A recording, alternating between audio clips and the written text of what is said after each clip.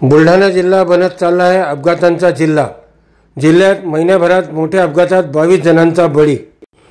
बुलढाणा जिल्ह्यातून 3 मोठे राष्ट्रीय महामार्ग तर समृद्धी हा द्रुतगती महामार्ग जातो।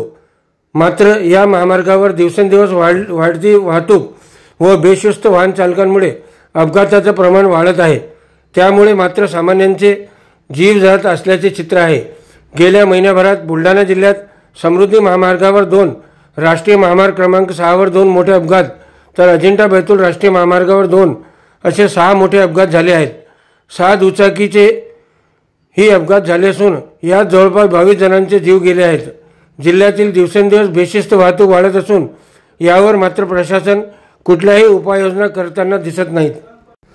जिल्ह्यातील रस्त्यांवर वाढलेली बेशिस्त वाहतुकीवर प्रशासनाने अंकुश लावून त्वरित उपाययोजना कराव्यात अशी मागणी सर्वसामान्य नागरिकांकडून तसेच वाहन चालकांकडून होत आहे।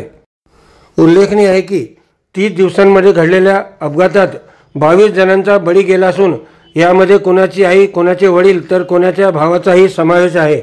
प्रशासनाने त्वरित याची दखल घ्यावी अशी मागणी आहे।